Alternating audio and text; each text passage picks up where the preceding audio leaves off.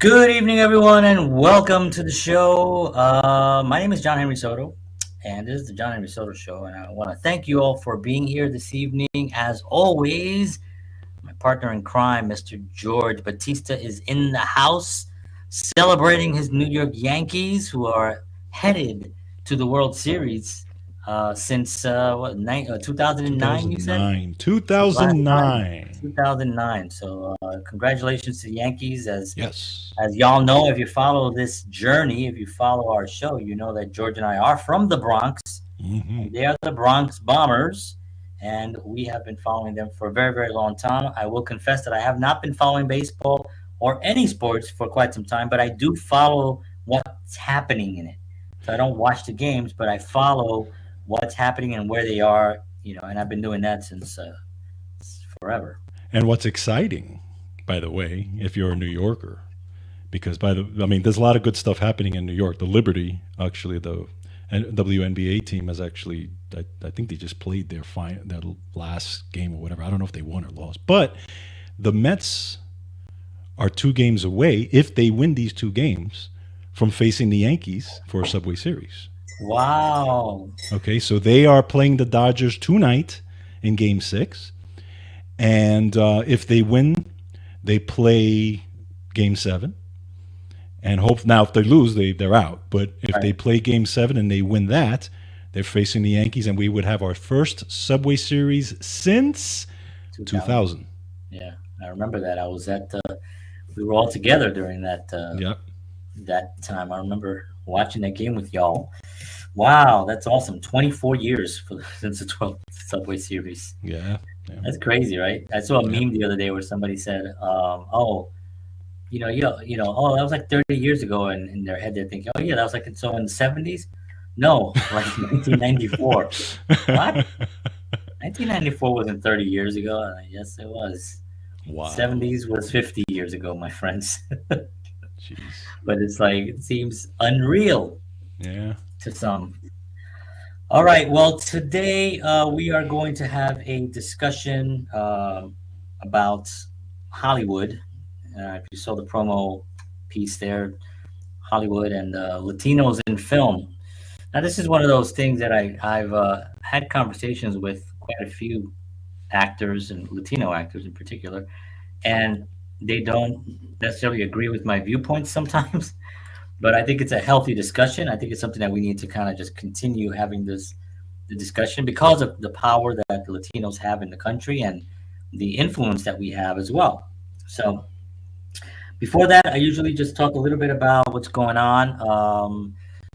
As I mentioned before, I do have a digital marketing company called JHS Legacy Blueprint. And that's been going extremely well. If anybody's interested, if you're a filmmaker and you're interested in like, how do I build a business to help fund my films and my projects, and even if you're in a band or a musician as well, well, you can get this book for free, which is 132 pages, which took me well, it's a combination of a book that George and I have been putting together, and I extracted some stuff specifically that towards filmmaking and putting together a digital marketing business. And it also contains, it's actually very, very straightforward. The first 3 pages contain a little bit about my background, my history, just so you all know who I am and what I'm about. But it's a really great book, and a lot of people are getting it right now, and I'm getting some really good feedback from it. So I'm really happy about that. It's an ebook. It's free. All you got to do is go to this site right here, Bingo, and just get yourself a free copy and learn about digital marketing world as well. On top of that, as you all know, I'm a filmmaker. This is my new film coming out called Not Our Time. This film is already been cast. The script is almost written, almost completed. I'm going through a couple of drafts, just changing up a couple of things. And then of course my talent agency, which is this is my artist with Isis Christopher. She's fantastic, and JHS Talent Management.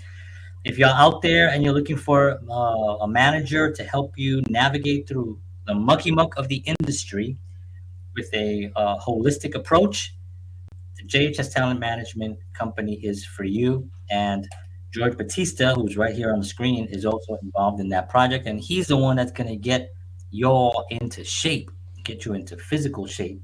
So if you're having, because there's so much more to being an artist than just the art. True. The art is the main thing, and once you got that, you're good to go. But you got to have your body in check. You got to have your mind in check. You have to have your physical, all the mind, body, spirit have to be working well in order to be a productive, especially today's world because it's so fast and it's moving a lot. So that's what George provides here. So anyway, for that you can actually just message us anywhere on these platforms as you're watching this. Just message. Let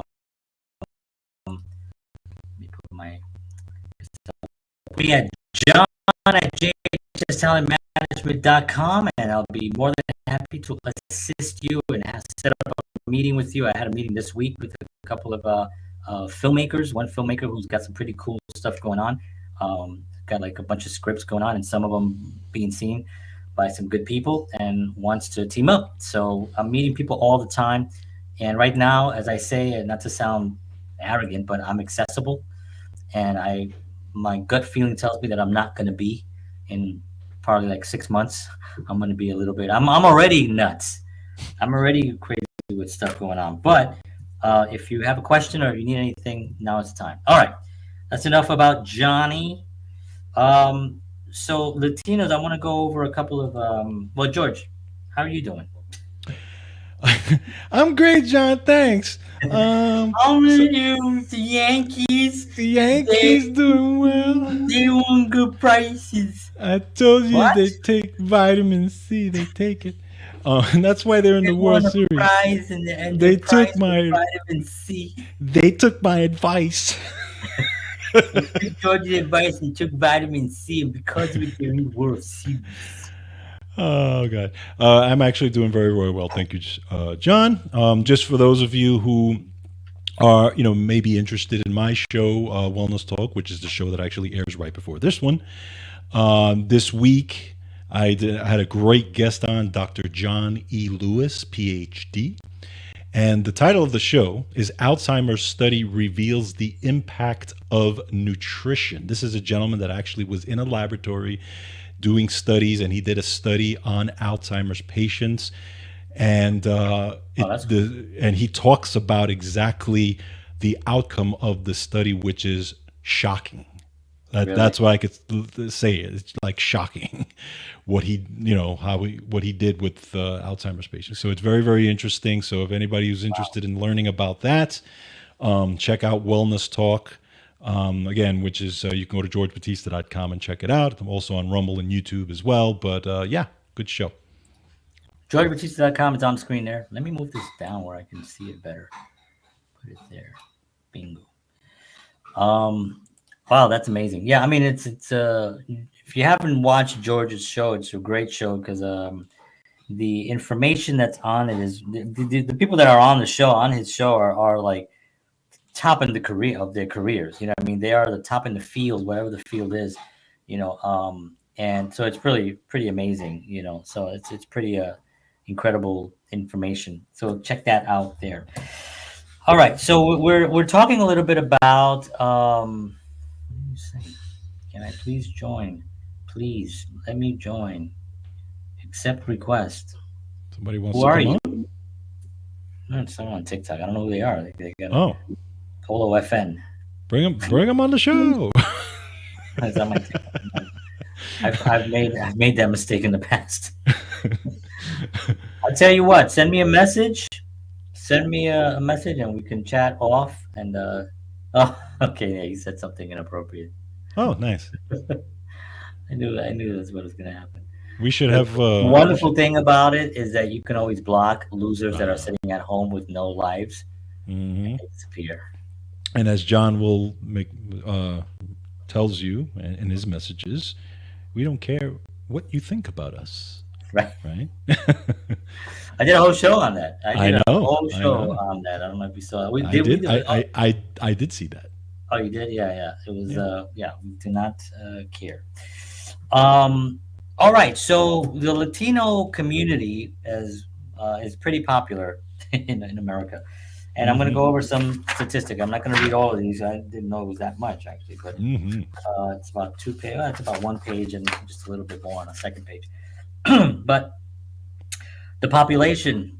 So Latinos make up 18.7% of the U.S. population, yet they account for only 5.5% of on-screen roles, resulting in a significant underrepresentation gap.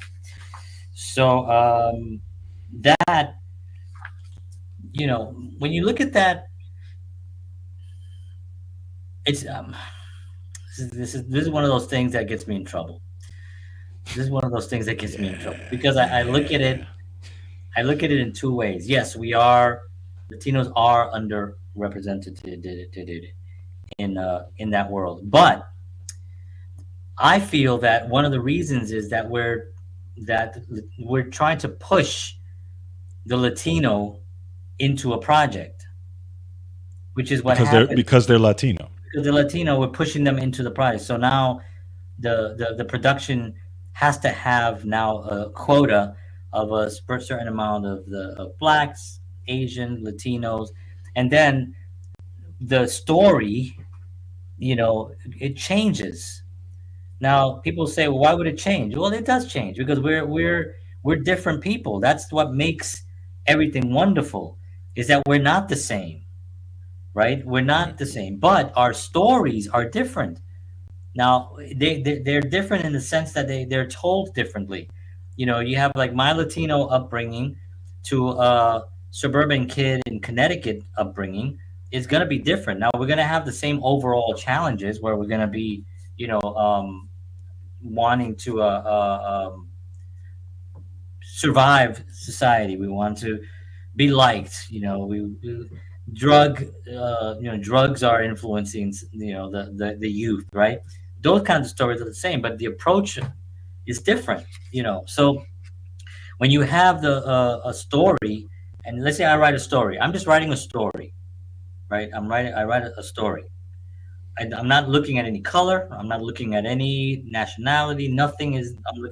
I'm just writing a story of whatever the thing is, and then I give it to someone, and they say, okay, well, we need to fill up this. That story will be changed a little bit. It's not that it's going to be bad. It's Right. just that it's not the initial story. Like, okay, we're not going to put a man for this role. We're going to put a Latino woman here. Okay, well, that changes the whole dynamic of these two characters now because these two characters had this particular dynamic. Well, we'll just keep that dynamic there. Okay, that's fine. And that might work. So I sometimes feel that as a Latino, I don't want to be known as a Latino actor or a filmmaker. I'd much rather be known as a filmmaker, but I can't just because I am Puerto Rican. I am from the Bronx, and I have my that upbringing that I can't get rid of, and that those things inspired me to be the person that I am today. So this part of it, like the fact that is 5.5, I think that'll be higher if I've I don't think I've played about equal amounts of ambiguous characters as I have Latino characters, maybe even more ambiguous characters. I don't cast myself uh, all the time as a Latino. I don't. I just cast myself as a person. Right. And my stories. If you watch any of my films, there is no. I think I played one Latino character with an accent in my last film, and it was because somebody dropped out, and I thought, okay, well, I'll just do that role myself, and it was fine, and I decided to just go that route. That was my choice on that, right? But it's not. I don't force it. I don't force it. So I don't know if this number, if you start saying, if you're coming from the fact that hi, I'm a Latino and I want to be in your movie, or we need to break into Hollywood. I'm like, we don't need to break into Hollywood. We need to create our own Hollywood. We need to, if Correct. we want to tell our stories. Tell the story the way you want to tell the story. Right. And find the group of people that want it. I mean, there's so many. Anyway, I'm gonna stop there because there's just so much more I can go into. Well, let me ask you this. Well, and to kind of piggyback on percentages, though, right? Because Latinos represent, when you look at film, 29%, or roughly 29% of the ticket sales, right, in Right. Hollywood, right? And they're 24% of streaming in overall Hollywood, which is interesting. But let me ask you this. Um, why do you think, in the first place, by the way, you want to take that out to georgebatista.com? Oh, I forgot it was there. Just I mean, promoting Georgia. I'm okay with the advertising, but you know. So, why do you think, in the first place, that number has been so low throughout the years? I think because film is controlled by white people. John, how dare you? I, Are you saying that Hollywood's systemically racist? I'm saying that they are that the majority of people that are in the studios are white, and it has been for. I mean, the number right there says it, right? I mean that is the number, five Right. point I'm five just wondering. percent on-screen roles. I'm I just don't think wondering. that that they're purposely racist. I think that there's a shift, and Yeah. things are shifting in that in that direction. And there's a lot of actors. We can go back to, I talk a lot about. I've spoken a lot in the past about Jimmy Smits, right? Because Yeah. Jimmy is a Latino as they come actor who didn't really play Latino actors. He didn't play Latino. He played the lawyers. He played, and there was some things that, of course, he played the Latino, like he was in the Heights, Yeah. with Yeah. Manuel, and I thought that was great. He played a Latino father. A really really great leader and a inspiring character. But he's played other characters, that are just a character. It wasn't like, okay, this is the our Latino lawyer here. He just played the lawyer. So there are shifts happening. But if you look at overall Hollywood, we're going back now. Let's go back to the 30s and the 40s, right? The studios, Warner Brothers and Paramount and MGM, the heads of those studios were primarily white, Jewish descent. They came a lot of a lot of Jewish people were running those studios as well, and created systems.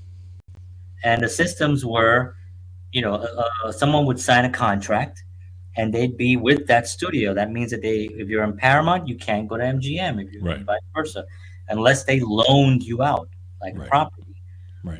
And that's the system that was created. And that system, to a certain degree, was pretty good because they also trained and developed the talent. But on the downside, if they didn't like your attitude, they put you on the shelf and you couldn't work Right. because you were signed to them. So you can lose a whole year of work until your contract runs out because they're not going to put you anywhere because they didn't like your attitude. So Right. there's tons of stories of that. If you read, if anybody's interested in reading about that, Mickey Rooney wrote an amazing book years ago that I read, and I was floored by some of the things that he went through. Now he was a white. He was the biggest star in the country at one point. Um, but he was there and he saw it and he wrote a lot about the things that were happening. People just getting cut for no reason, or somebody didn't want to fool around, or there was a lot of that going on with the studios, and that system collapsed. Based on the actors became celebrities. Yes. Where that before the actors were props. Yeah. It was like the studio was creating a story, and they just used these little pawns to tell their stories and stuff. And the the the the the actors were frustrated at that, and they tried to create unions so they can protect themselves. So what the studios did was they created the Academy Awards, Right. and the Academy Awards was just a ploy to kind of get the actors to give them some recognition and put them on a little pedestal so they're happy Yeah. and will continue to do the films, and then everyone will follow them and the studios can continue running the show behind the scenes. And that's been working. Of course, the Academy Awards became more of a prestigious event, and now it's considered the highest level of the highest award you can get in that field, right? Not necessarily the greatest actors get the rewards, but generally the actors that do get it are good. You know, Yeah. it's a respectable award, as well as the Golden Globes and a few others, right? The Tonys and the Emmys and stuff like that. But this is what occurred. So when I say, well, it's run by white people, well, that shouldn't even be controversial. No, it's not. I don't think it is actually. But I don't. I I think don't that think it. people would look at that and be like, why would you say that it's run by white people? I was like, because it is. There may be minorities in the studios, but Well, I let's think paint I a think picture of Desi every Arnaz studio. changed that a little bit, though. He did, but how did he change it? Oh, he's a perfect example, and I have him on my list here to talk Right. about it.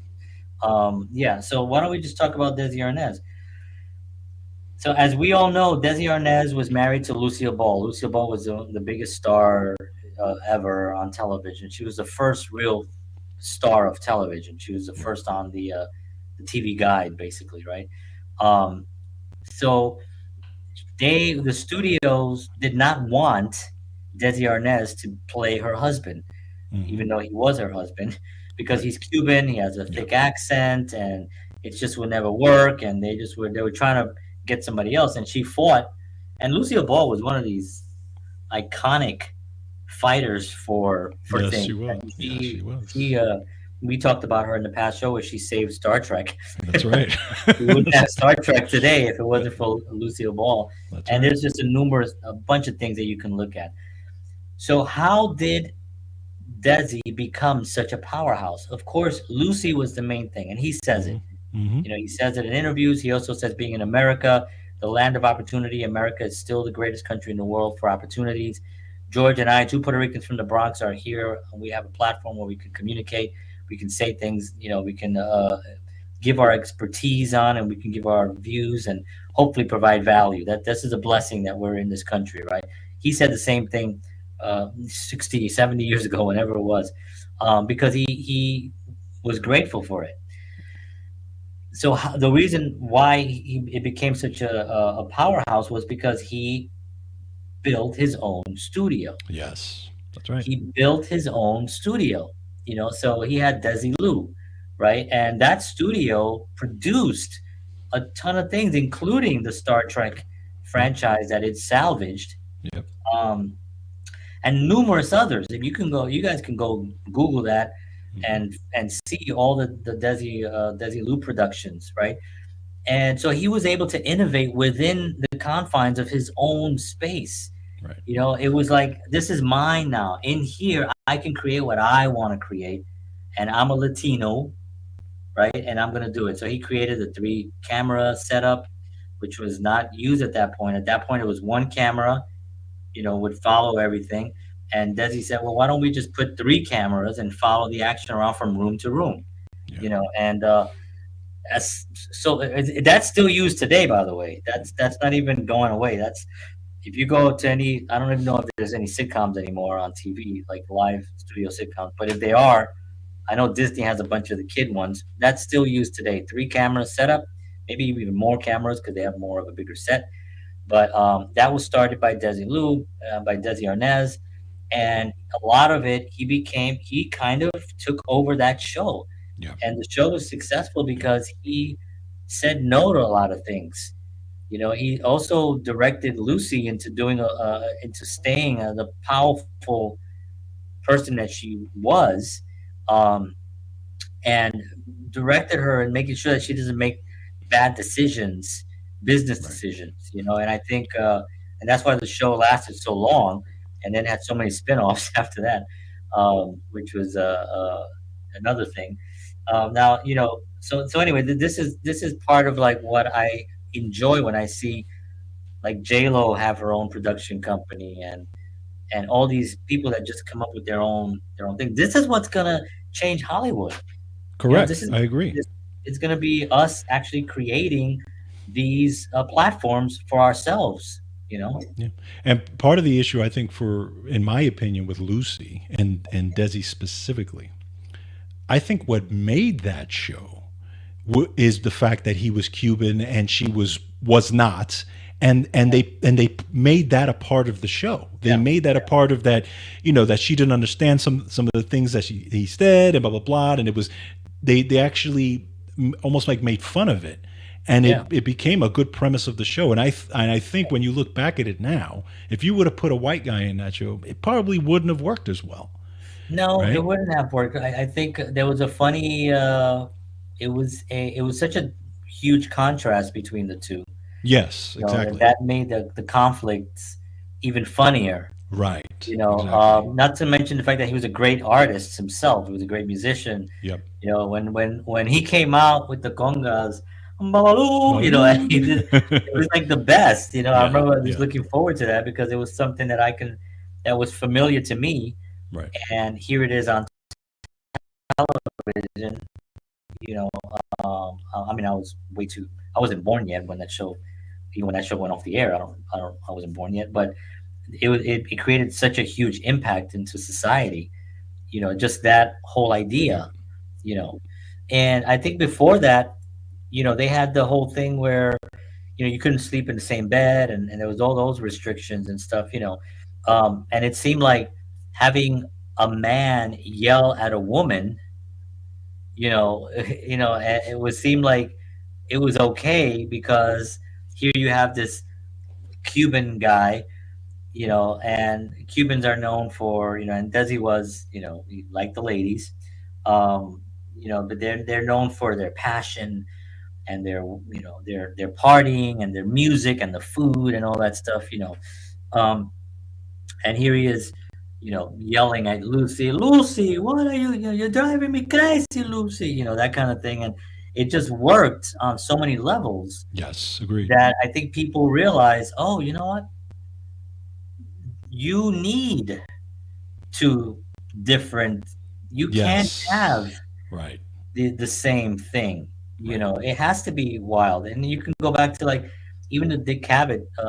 I mean Dick Cavett. Dick Van Dyke show. Mm. Um, where you had Mary Tyler Moore and him. That chemistry seemed like it wasn't as even she was funny and he was a wacky and stuff like that, but it didn't have what Lucy and Desi had because it was just kind of like just regular marriage situations, Right. and I think as years went on, people realized, it has to be there has to be some differences here. Yeah. No. Well, and again, the idea back then of the interracial relationship was, it wasn't. Probably could have been maybe taboo to a certain degree. Yeah. Yeah. Exactly. I don't know. Exactly. I didn't read any articles of anybody protesting it. But But yet, I'm when sure I mean, true. But then you got Israel didn't 19. want it. Right. But then again, you have Kirk kissing Uhura, which was the first interracial kiss, and Right. huge deal, right? Huge Huge deal, deal. big thing, where they actually fought. The actors fought to do it because there was one point where they weren't going to do it, Right. and both William Shatner and Nichols at the time actually fought to do that because they felt it was important and they felt it was a statement on there as well. And Gene Yeah. Roddenberry was known for statements and Pushing the stuff like that, envelope. and Yeah. pushing the envelope and stuff. So yeah, no, I agree with that. And the other piece to the Latino thing as well is that when you do see, as the years have gone by, the Latinos in Hollywood, whether it's film and TV, many of them are playing white roles, Oh yes. right? They're put into white roles, Yeah. even though they're given a But is Hollywood is known for. I mean, go ahead because I got a no, I'm few just more. saying they like given the white name or what they'll take if their name is Rodriguez, they'll take that and they'll give them whatever the name was. I mean that's happened for many years. Yeah. Where sometimes you're like, oh, you're not even realize that this person was actually Latino, and Right. I now There's a vice versa too. right, exactly. I mean I didn't know, and again, what's her name, Eva Longoria. I didn't know that she was Spanish when I first saw her. Yeah, yeah. You know what I'm saying? And again, I mean, only because to me she didn't look Spanish when I first saw her. Right. You know what I mean? So I didn't. It didn't even dawn on me that she was. Yeah. And when she was, when she was playing, what was it? Like she got real big in Desperate Housewives, was it right? I think And in that show, she didn't play a Latina. She didn't. She she didn't. just played the character. She played the character, right? But she never spoke Spanish or anything in Right. that show at all. And I don't So, know if that was done because you almost want to take advantage of that fact and make her Latino and right. make her have a conversation with someone and Yeah. just make it seem like that's part of who she is. But I just don't think that there's a lot of creativeness sometimes when it comes to like how to use it. Yes. It's like all or nothing. You know what I mean? It's like, okay, she's gonna be a Latin hoochie mama now, so we're gonna put no, just she's just Spanish. Right. You know what I mean? Like you Yeah. and I we're Puerto Rican. We're Puerto Rican. That doesn't mean that we have to come up here and go, oh yeah, amigos, aquí estamos, bienvenidos al programa. We don't have to go and do a Spanish show. Right. You know what I mean? Exactly. We can if we want to, but we don't have to. It's just where this is who we are, and this is why how we want to be accepted. Yeah. We want to be accepted this way. But I was going to mention also that Hollywood is well known for using actors to play Native Americans. White actors, I should That's say. right. That's Native right. Americans, a lot of Spanish. I'll give you an example is Natalie Wood in West Side Story. Yes. Now, Natalie Wood in West Side Story, Natalie Wood, fine actress, legendary actress. I loved her in a lot of other things. Did not like her in this film because Hmm. her accent was horrific, Yeah.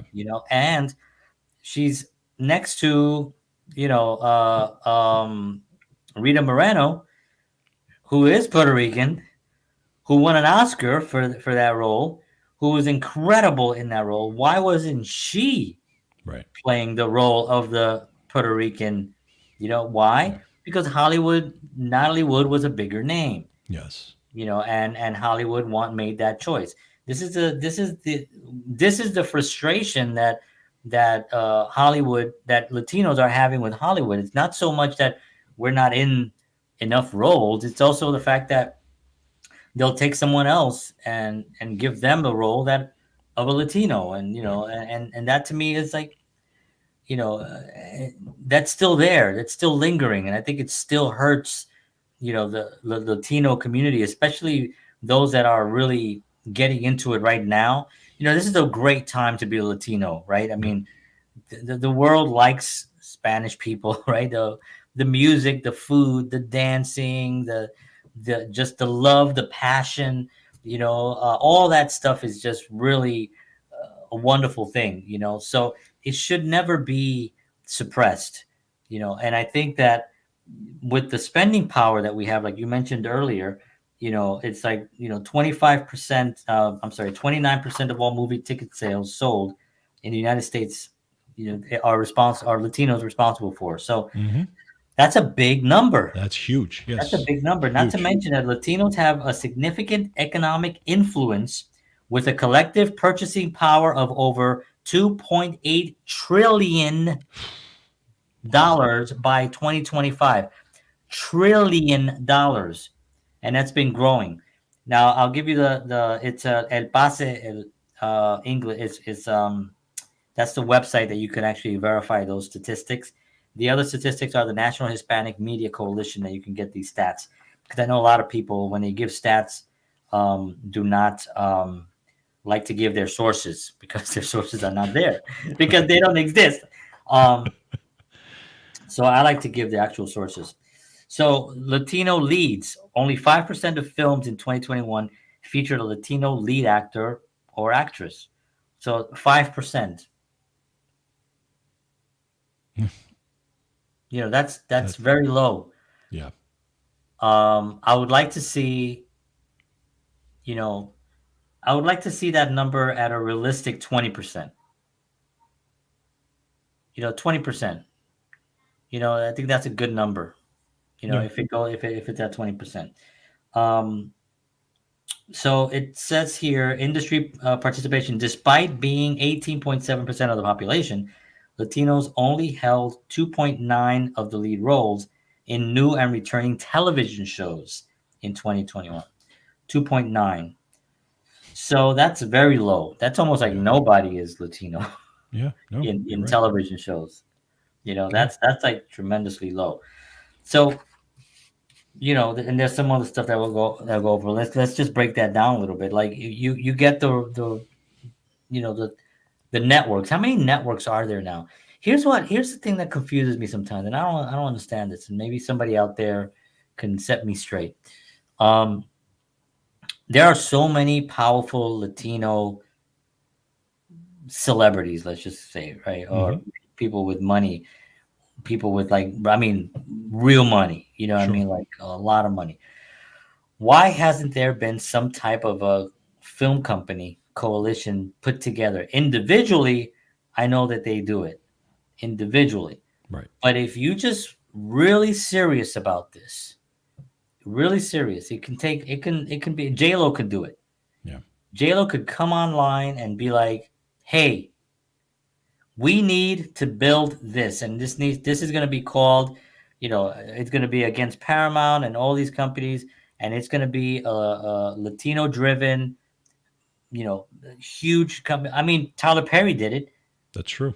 Tyler Perry did it. He's a billionaire down in Atlanta, and he owns all a bunch of studios, TV shows, movies.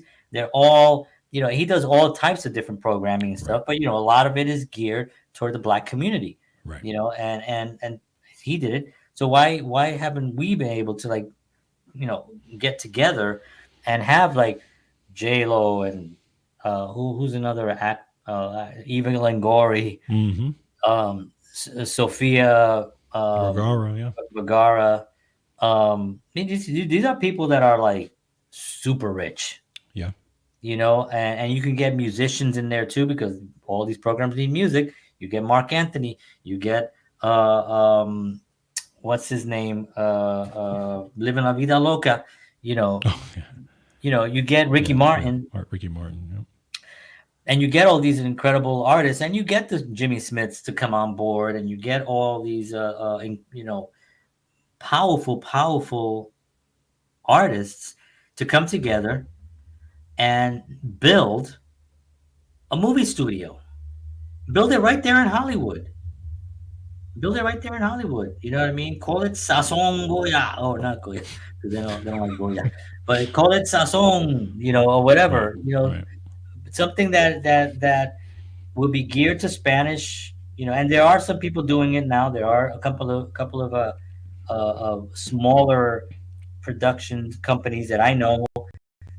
I've actually know one of them personally who built this out with her husband, and she's got this wonderful agency a production company that they have studios and they're doing it. They're doing it and Sure. stuff. But if somebody came along with the money that they with the money they have and really just lifted that, we can then take over stuff, and then I. you can have a network. And the proof is in the pudding. Yeah. It's always going to be the story. I don't care if it's a Latino story, if it's a black story, if it's a white story, if it's a Asian story. I don't care. If the story sucks, your story sucks. Sure. I mean, how many times have they've spent millions and millions of dollars, hundreds of millions of dollars in a project, and it flops because the story sucks because they spend all the money on paying the actors, on getting good food and craft services, on special effects, Facts. Yep. and then they forget that the story is really what's gonna control everything, and they lose it. They lose their their their opportunity. Yeah. Get some real story. You want to really do it? Invest on workshops, writing workshops. Get master classes for these legendary writers. Have Hmm. them do master classes, and let's learn how to write. The Latinos. Let's learn how to write compelling stories that mean something, stories that are in our, in our, not so much that because you and I grew up with stories that were the typical, you know, guns and Yeah. violence and people get killed with, which you know, is what a lot of these actors are portrayed as in these movies, right? all the Whether time. they're All gang members, they're the house cleaners, there's all these typical Spanish roles, right? yeah, and that's part of the travesty, of it, and I've actually, um, I've not that I've been offered like tremendous roles, but I've actually turned down stuff where I had to do stuff like that, Yeah, yeah. because I was just like, "Ah, that's first of all, it is boring because it's been done to death, and Mm-hmm. it's never really been done that well." Right, You know what I mean? right. Can you name a classic film that has Latino actors that really portrayed our life growing up? I mean, I could tell you right now, Fort Apache, the Bronx, kind of Mm-hmm. was great. No Yeah, Latino actors that were leads there. It was right. Paul Newman, and there True. was a couple of Latinos there and stuff, but they weren't like the leads. They were playing the regular characters that we all play, right? That's right. But there's never really been anything like that. Now, if you look at Spike Lee, right? He had what's his first film? Do the right thing. Do the Right Thing. Um, Boys you in the can Hood. you can have a lot of different type of genre films that were done really well Yeah. to cover the thing that was maybe not the pleasant thing. Right. You have Scorsese covering the mob, right? Really, really well. Some of these films are taken right out of books, out of actual stories, right? Then you have the Spike Lee, and you have John, what's his name? Leguizamo. Well, John Leguizamo is another one, but he hasn't taken that. Like, he's played those roles, Yeah. the typical roles with the guns and the shooting Yep. and the drugs and stuff like that, which I don't think they were that good. Right. I like John Leguizamo as a performer. His Broadway stuff is genius. Um, you know, but again, the story, if we want to really take it seriously, and there may be some other small independent film that I've never seen that's brilliant, and people will be like, "You've never seen La Casa de la Bandana?" And I'm like, I've never seen it. Can you show it to me? I would love to see Right. it. Right. I just haven't seen a mainstream large film that was put together with the struggles that we've had Yeah. in a artistically, in with high integrity, and art, and really with a lot of artistic, basically a lot of artistic integrity, but also with a story that will pull people into that struggle, Right. you know Right. and for me, what are we doing, Beat Street? One of the guys who I like, who burst on the scene, who went through that was Ramon Rodriguez, Yes. who played right. He had cornrows when he was younger. He played a lot of those gang members. He played those type of roles, and he actually started to turn down roles because of that. Yeah. And then now he's executive producer of his own show, which is Will Trent, which Yep. is a very successful show on ABC, which I like. I enjoy the show. I think it's a good show. But he plays a Puerto Rican character who who basically was given up when he was a kid, went through the foster system, and didn't even know his parents at all. Right. And you get the sense, and this was a book actually that was written, Yeah. and he followed the book, and because he says he wanted to portray that specific thing. He wanted to portray the struggles with that Yeah.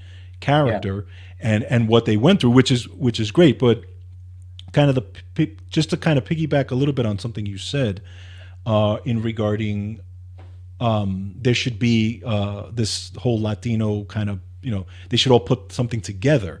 I think part of the issue why you may not see that nowadays is because everybody now, especially in, I would think the Latinos now are more concerned about owning their own content Right. versus, But because even when you put something like that together, somebody's got to own that.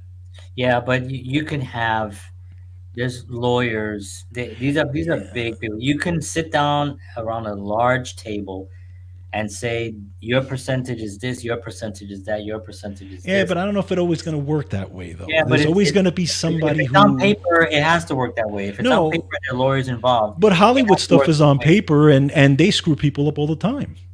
Yeah, I but they mean, don't. But that's the individual actor that gets screwed up, not the studios.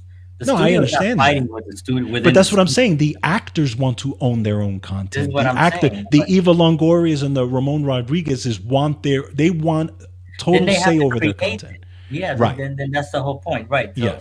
you're right, and that is the thing. But this is what I'm saying. This is not. I'm not saying that this is the thing to do that's going to give everyone exactly what they want. Right. But what this is going to do is going to elevate the voice Yeah. overall. Yeah, keep your content. You know what I mean? Keep your content, and but you have to like be able to understand that sharing, you're gonna make more money if you Yeah. share. Okay, I own this, but I'm bringing it in here. I'm giving a percentage to the team that's gonna be funding this system, and it's going to generate the income that you need, right? You have to Right. raise funds to shoot films and to shoot Right. everything. So all that stuff is going to be, I'm going to actually split this with all of y'all. This is a percentage. Here are my, 100 lawyers. They're your 100 lawyers. They're your 100 lawyers. Your 100 lawyers. Let's sit around the table. And so if you have somebody like, like J Lo or Eva Longoria or John Leguizamo that's coming to the table with one of their productions, they know going in that they're going to get this, they're going to get that, they're going to get this. They're going to get all the help they need with the studio. They're going to get the marketing promotion. They're going to get the crews are going to be there, and they control their story, and then they get a piece at the end, on the sales and the distribution part of it. I mean, can it be done? Absolutely. Do they want to do it? If there was a lot more money in it, it'd be done already, Right. right? If they Right. thought they're gonna, but it's not. You're gonna leave more money on the table at the beginning. Mm-hmm.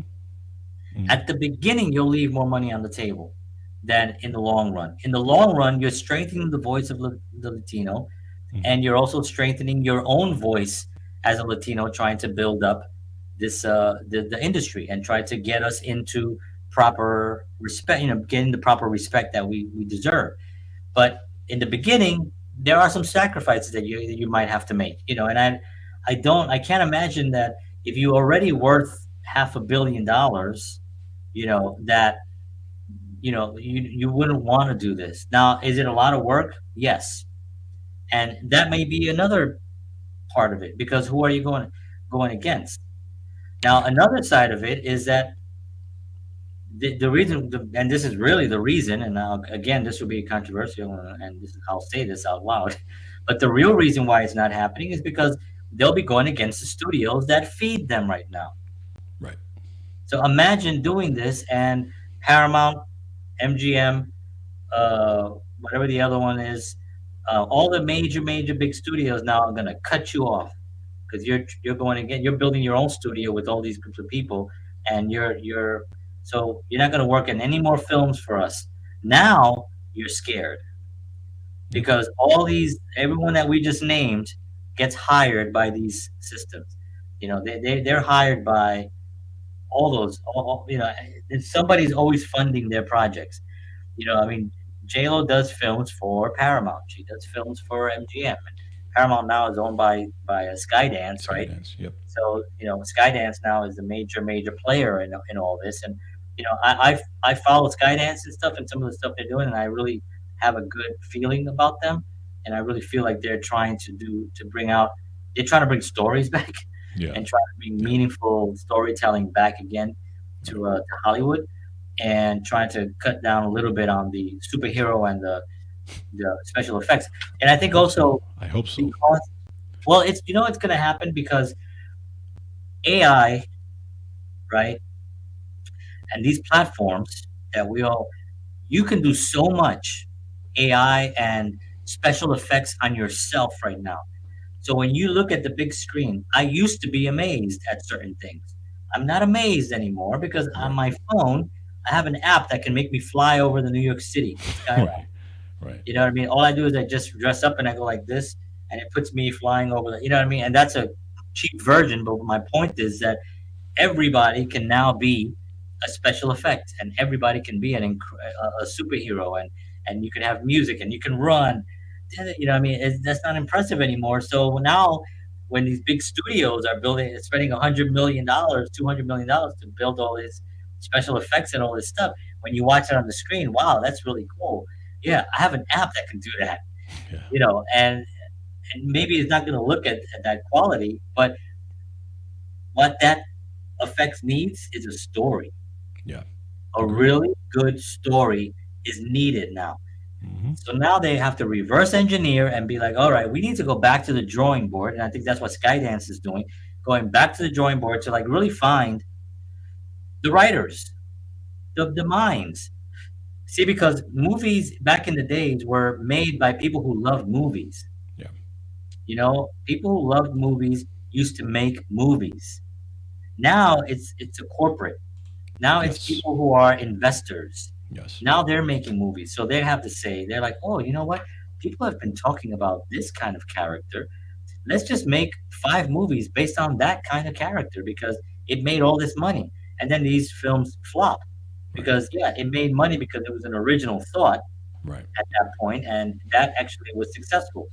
You're not successful because you're not original. You're copying something that people have already seen. Right. People have already seen.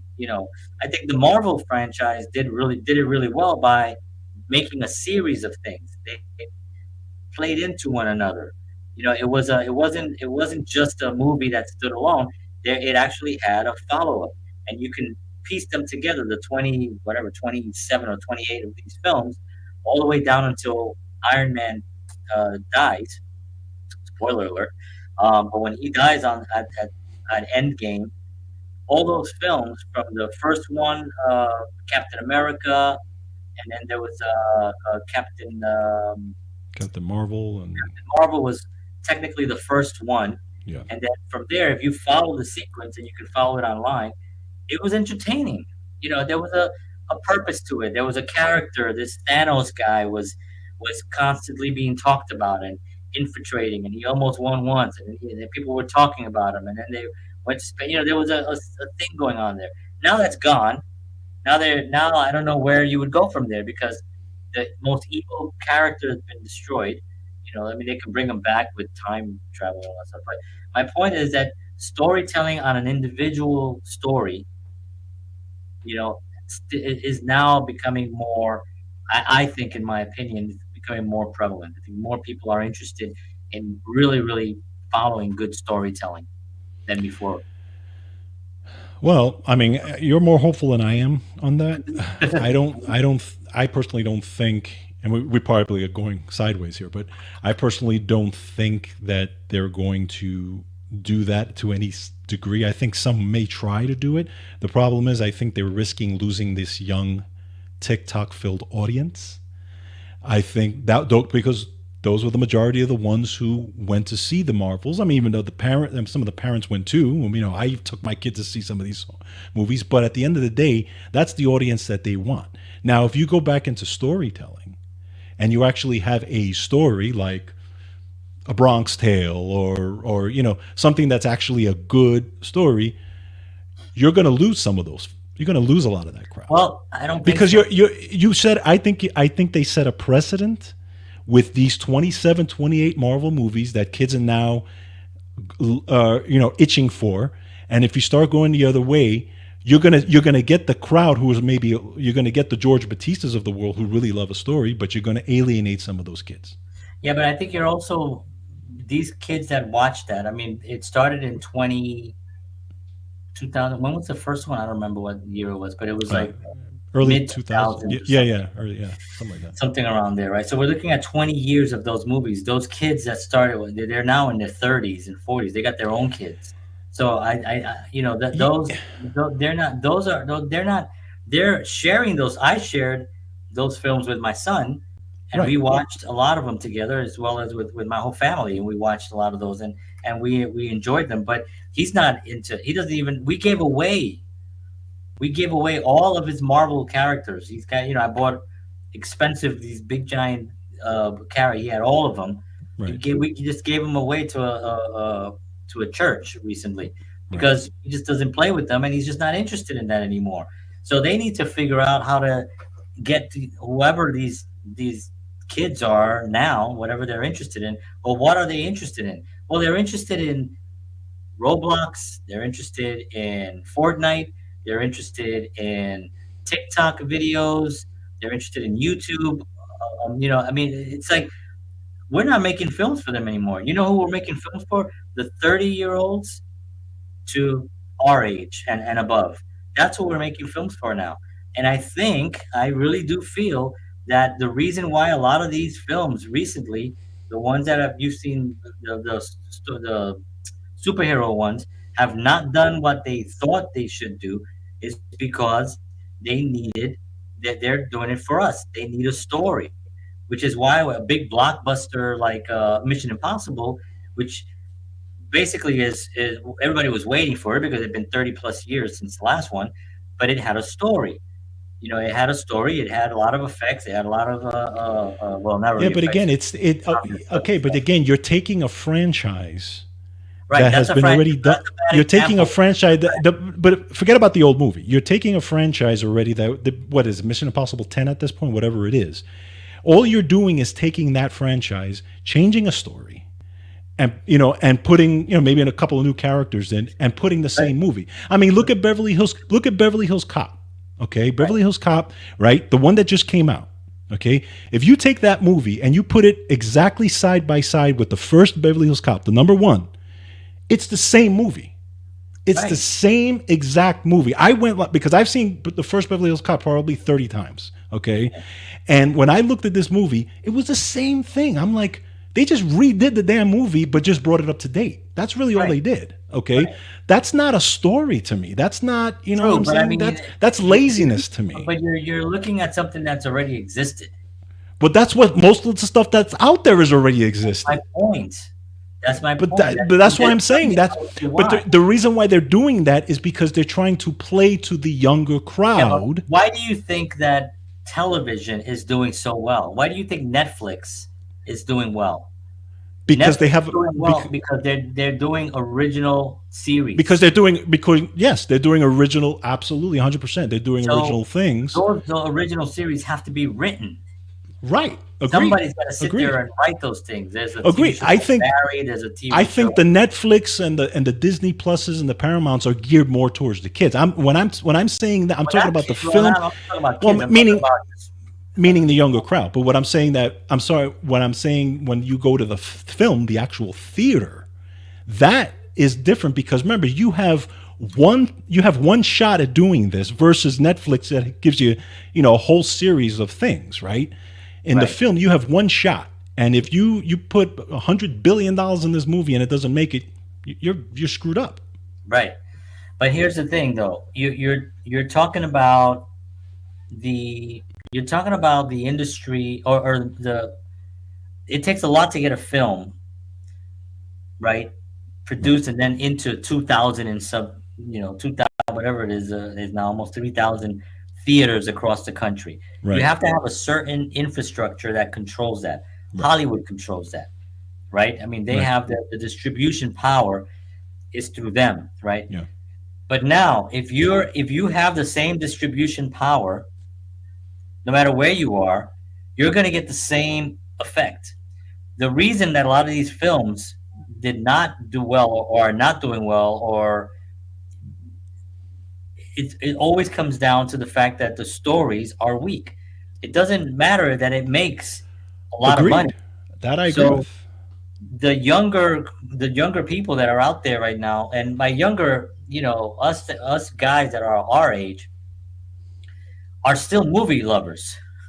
Right now, we're sort of like a strange breed because we came in a time when there was no internet, no Right, cable television, right? And then right, suddenly here we are with all these other options, and we've lived through this whole thing. So right. now somebody like my daughter was watching a series on TV called The Rookie. I don't know if Yes, you've seen The Rookie. I know Yeah, so that it, show. it Yeah. was she loved it. Hmm. It was Hmm. storytelling. It was actually my son loves Monk. Right. We watch Monk, and he had a ball with that because he loved how he walks into rooms and does that. Um, these are stories that their minds are now more interested in finding out and reading the stories and seeing somebody fly and break a wall because Right. it's boring.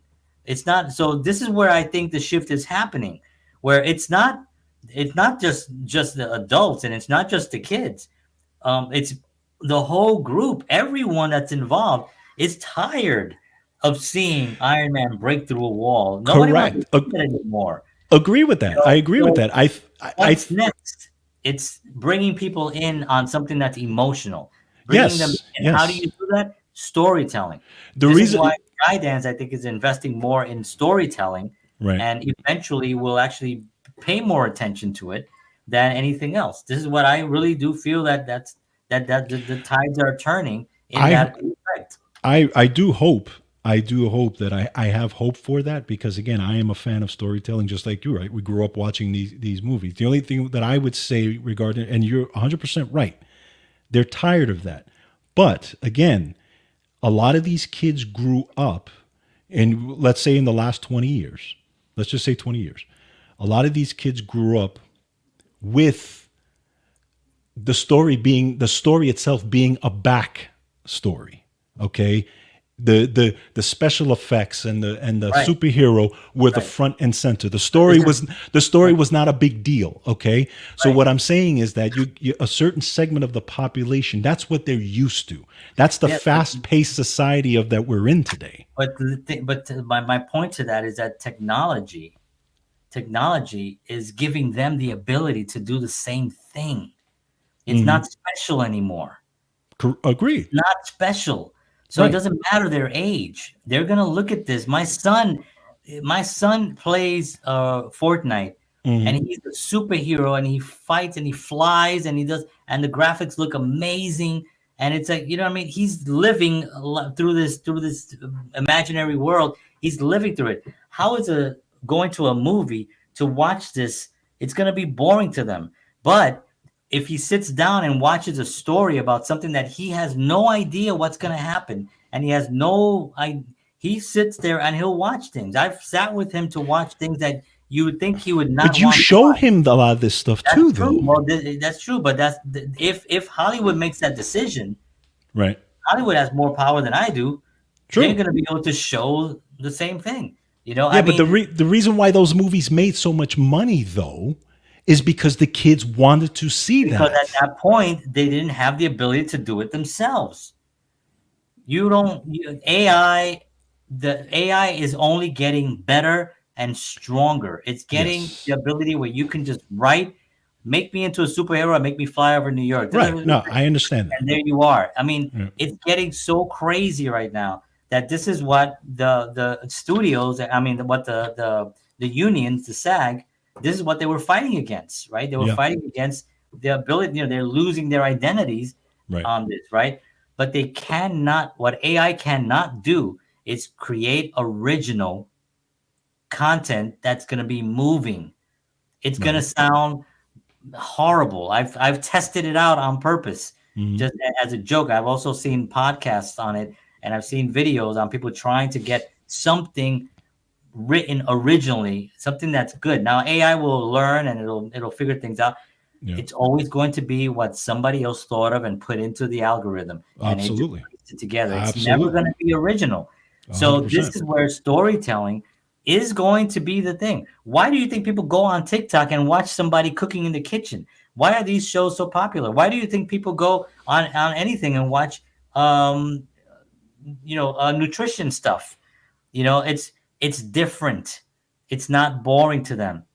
You'll see kids right now, young kids, watching people working out on these apps. You Yes. know, Agreed. they watch them working out because that's a different thing. It's something that they don't know how the workout's going to go. They don't know. They're learning something new at that point. It's not the same old thing. You know what gets the worst? Like when people use all these filters and all these funny things, that does nothing anymore. That does nothing. But I Filters think are the personality has something to do with it too, though. the personality is Okay, always, but because if I go on TikTok or Instagram to see a drummer play, I want to see the drummer that I love play. All Right. right. If I see John Smith, who's the drummer, I have no idea. I may not care about what he's doing. But if You Steve may Gadd not, is playing, right, because he's Steve Gadd. that's true, but that's because you're a drummer and you're coming from that era. But Right. if for me, for instance, if I go online, I love Santana stuff and I start playing Santana and people see that I'm playing Santana and they love Santana, I'll get Right. people watching just because of that. So Right. people are interested in watching what people are doing. So that John Smith, who's a drummer that nobody knows, he may be doing something extraordinary. And there's a Uh, lot of extraordinary people. How many yes. kids you see 10 years old playing riffing, Incredible. incredible Incredible. stuff, right? So people, how many views? They get like thousands and thousands of views. People are want something new. They want something. It's just that there's nobody really giving it to them right now. It's like this is all we got. We've got superhero stuff. We're gonna do another Barbie, maybe. We'll do another this. We'll do another that. We'll try to push another superhero on y'all and try to get as much as we can. But there's studios are investing more. Smaller studios are investing more in actual storytelling. What I don't see happening is like the Latinos have not come together to actually put something where it's going to be, I'm talking about the big names. I know that there are a lot of Latino Yeah. studios out there and they're doing great things and wonderful things. And some of them I know personally, and they're doing great things. I'm talking about the powerhouses of the industry. And the reason they don't is because the big studios, it'll be a backlash and they're afraid they'll lose their little world. That's one of the reasons. I mean, that's my an opinion, obviously, that I feel strongly about. But I may be whatever. But again, I still think that we watched Jeff Smith cook, right, the Fruit Gourmet, Right. who is not a dynamic personality, Right. who would just sit there and just tell stories, and we were able to have it. That means that the ability is within society to be able to take that, right? When things start getting too crazy, and as they are right now, I guarantee you that it's happening already. Nobody's even interested in like some of these things. I mean, I go online now and I see people they're talking about health, the nutrition. Now maybe my algorithms are different because Yeah. I'm into stuff like that. Yeah. But I scroll. I'm on these platforms and I'm telling you that I'm seeing things that I haven't seen before, and there are people investing in life, doing things, talking about turning off the phone, putting it down, having a day where you don't even do any technology. All these things I think are really where it's going to save things. Now, it's easy to be cynical about it because of how the Marvel movies have and all these other movies are just really just care about the money. But the thing is, they need to make so much money to stay afloat that they don't have enough superheroes or characters or fake a CGI to do it anymore. They have to figure out something. This is why Hollywood is having such a hard time right now. This is why the numbers are down. You know how many production? I just saw a whole thing. There are studios, big giant studios where like TV shows used to be done. Nothing happening. There was an actor that was there and he was walking around and he was like shocked at how there's studios where it used to be bustling with like activity, nothing going on. Hollywood is struggling right now. And the reason is that they don't have any creative ideas because they've exhausted, they squeeze all the juice Agreed. out of all the garbage. 100%. And now they Absolutely. don't have anything. So this is why I think the next phase is the creative thing. That's why creatives are hope being so. supported on Instagram. I hope so. Like But creatives are being paid. Like I make money off of these platforms. Not a lot, but I make money off of them. Why? Because I'm creating stuff that nobody's seen. As silly as some stuff is that I do sometimes, it's still my own creative thought. but Hollywood at the end of the day, as powerful as they are, just like mainstream media, right? You could look at the example of mainstream media. We can go off into a tangent. I know we're way off here, way up above here, but anyway, mainstream media right now is struggling, right? Why? Big time. Because you have this huge independent bubble of people that left mainstream media to create their own thing and own their own show, right? And get just as much and more people watching them doing their own thing than they were on mainstream media. And Right. mainstream media cannot compete with that. Okay. No, And I think as time goes along, Hollywood is not going to be able to compete. They're not they're because, already not. right. So you What have this, again, this huge. Atlanta, huge studio. Right. You have Up this in huge Atlanta. bubble of people now creating, again, the Ramon Rodriguez's of the world, Yeah. the Eva Longorias of the world, creating their own thing, creating their own production now. They Yeah. don't need Hollywood anymore. Now they're successful because they had a lot of capital to put in and they're doing well. Not everybody's going to do well, but but they're okay with owning their own stuff Right. and getting away from that Hollywood thing. Yeah. And if you really wanted to just make a living, Make a living, right? make a living, you Exactly. can totally do that on A your hundred own. percent. You don't Yes. need any of those things anymore. Right. So the what's happening is people are starting their own networks now. Yes. They're starting their own channels. Like you and I, we're on. We have a YouTube channel. You're on Rumble. You're kicking ass on Rumble, right? You don't need any of these other channels. You know what I mean? So I mean, it's like it's moving in that direction. Right. But when people get to those directions, to that wherever they get to, it's gonna mean that the content has got to be so good that it keeps people wanting to come back. And when people come back, that's when you have revenue, because Right. then you can actually have sponsors and stuff like that. So I mean, that's where did we talk about Latinos today?